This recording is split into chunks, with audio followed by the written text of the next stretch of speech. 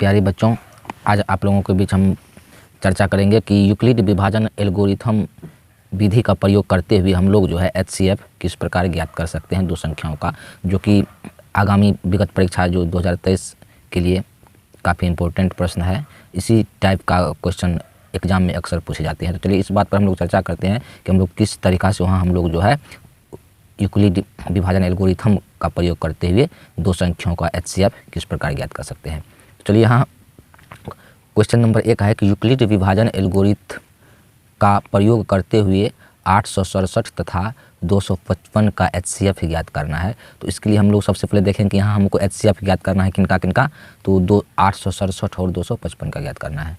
तो यहाँ हम लोग हल लिखेंगे। हम लोग सबसे पहले HCF ज्ञात करना है किनका, तो 867 और 255 का। इसके लिए हम सबसे बड़ी संख्या जो है इनको हम लोग A मान लेंगे, छोटी संख्या को B मान लेंगे। तो यहाँ हमको A बराबर हो जाएगा कितना, बड़ी संख्या मेरा ये है 867 और B बराबर छोटी संख्या हो जाएगा 255। तो जहाँ A बराबर क्या होता है, A बराबर होता है BQ प्लस R,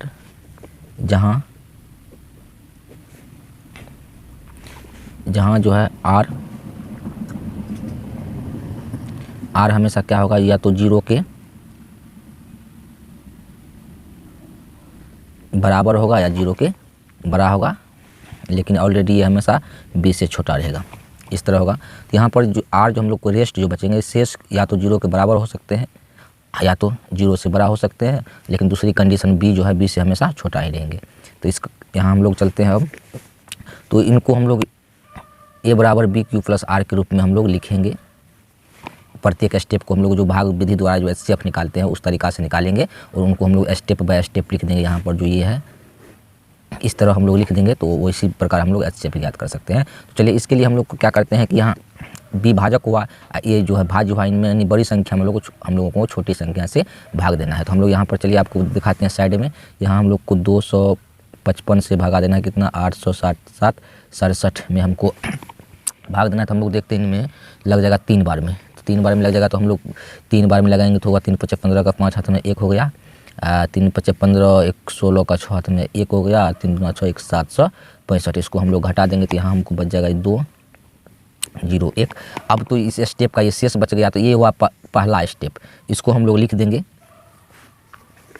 स्टेप 1, हम लोग लिख देंगे स्टेप 1 में। तो A बराबर हम लोग यहाँ जो लिखे हैं A बराबर BQ प्लस R, इसको हम लोग लिख देंगे। तो यहाँ A क्या है, तो बड़ी संख्या A है जिसमें हम लोग भागा किए थे, भाज्य को हम लोग A कहेंगे। तो यहाँ हो जाएगा स्टेप 1 में हो जाएगा 867 बराबर BQ, तो B हुआ भाज्य, तो भाज्य हमको है 255 गुना Q कितना बार में लगाइए, Q का काम करता है, तो हम लोग इसको लिखेंगे 3 प्लस होगा रेस्ट शेष जो बच गया R, तो बच गया यहाँ पर हम लोगों को 102। ये एक स्टेप में हो गया। अब हम लोग फिर चलेंगे, क्या करेंगे, अब इसी 102 से भागा करेंगे 255 में। यहाँ हम लोग इस तरह लिखेंगे 255। हम लोग इसमें देखते हैं कि 2 बार में लगता है, तो 2 बार में लगेगा तो ये हो जाएगा 204।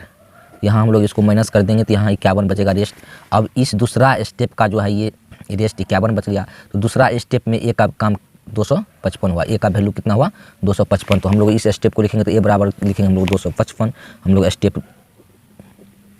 स्टेप दूसरा में हम लोग लिखेंगे कि A बराबर यहाँ काम क्या 255 हो रहा है, उसका वैल्यू A का तो 255 बराबर हो जाएगा भाज B हो गया कितना 102 गुना Q हो गया कितना 2 बार में लगा भागफल प्लस शेष हो गया 51 R।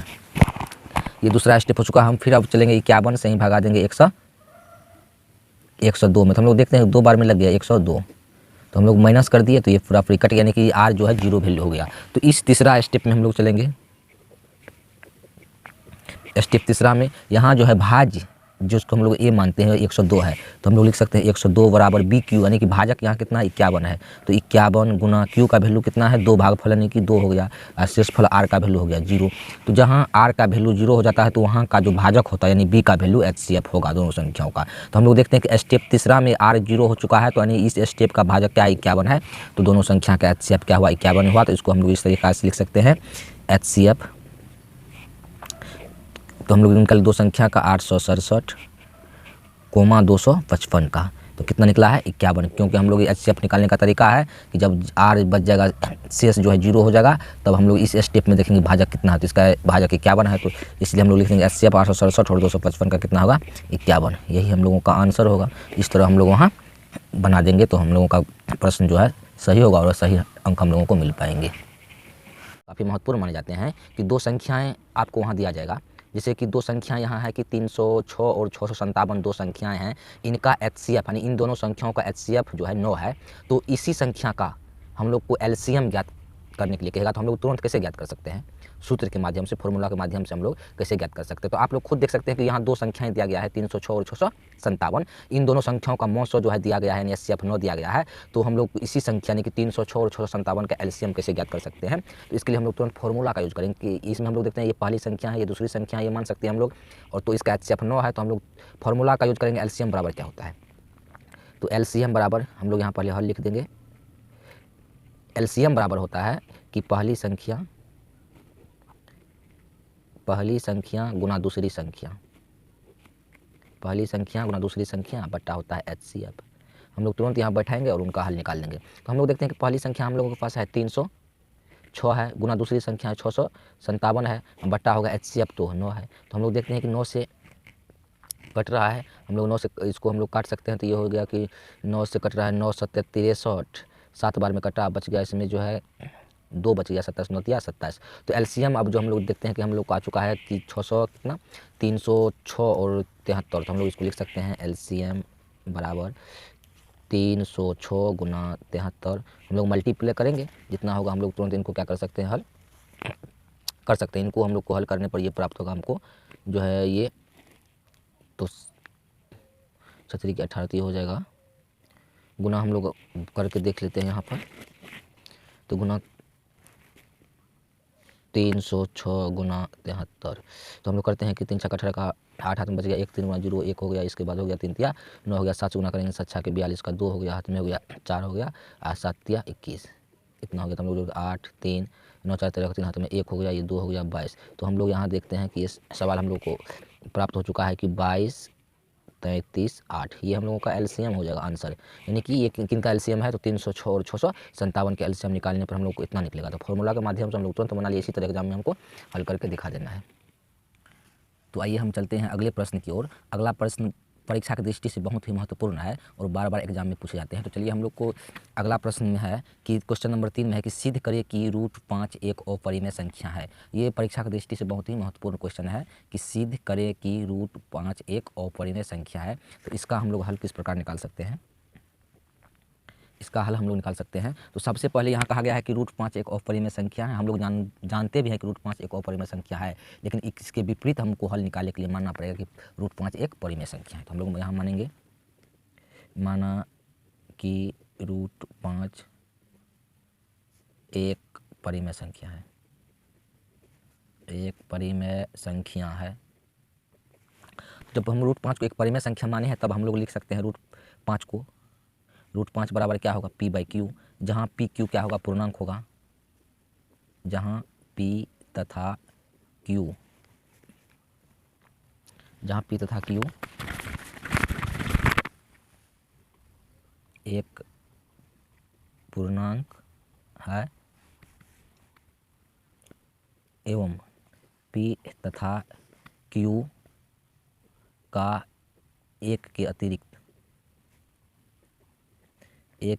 अतिरिक्त कोई उभयनिष्ठ गुणनखंड नहीं है, कोई उभयनिष्ठ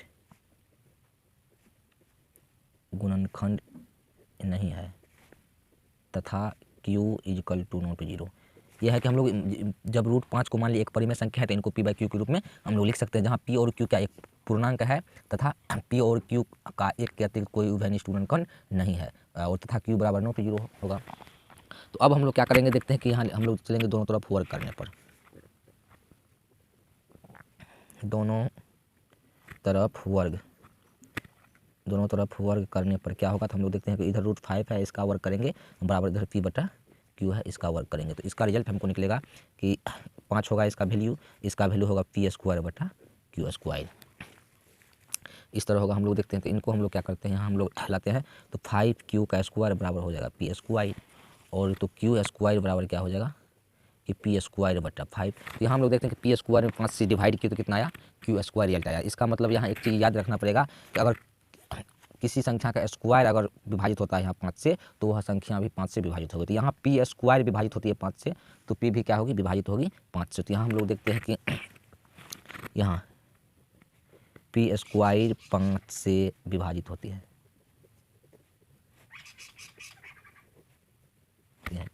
तो पी भी 5 से विभाजित होगी,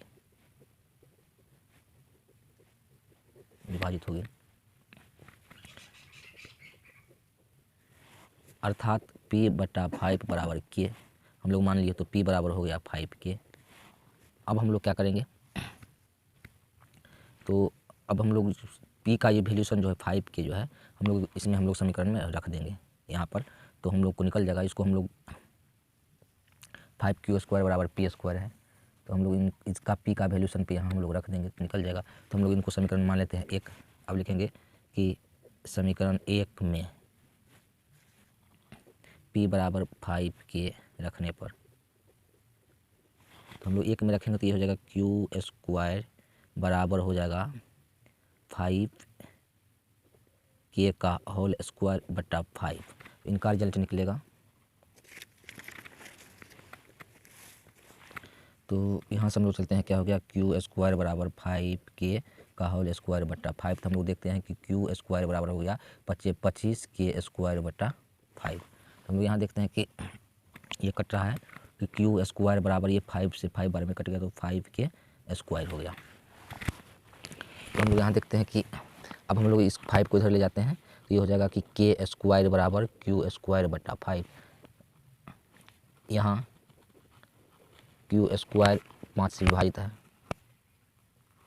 क्यू स्क्वायर 5 से विभाजित है, अतः क्यू भी 5 से विभाजित होगी।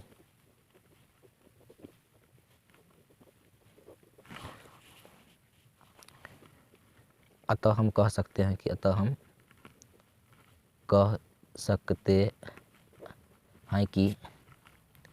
P तथा Q का उभयनिष्ठ गुणनखंड 5 है। तो हम लोग पहले माने थे कि P तथा Q का कोई उभयनिष्ठ गुणनखंड नहीं है, लेकिन यहाँ 5 है। यह विरोधाभास हमारी गलती के कारण हुई है कि √5 एक परिमेय संख्या है।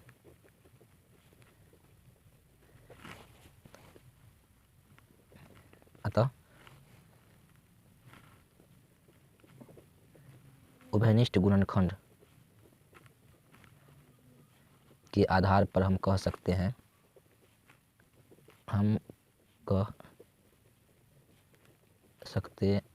कि √5 एक अपरिमेय संख्या है। तो इस प्रकार हम सिद्ध करके दिखा दिए कि P तथा Q में एक के अतिरिक्त 5 उभयनिष्ठ गुणनखंड है। और जबकि हम लोग यहाँ पहले हम लोग इसमें माने थे कि P तथा Q क्या है, P तथा Q का 1 के अतिरिक्त कोई गुणनखंड नहीं है। तो यहाँ हमको गुणनखंड निकल गया, उभयनिष्ठ गुणनखंड 5 है।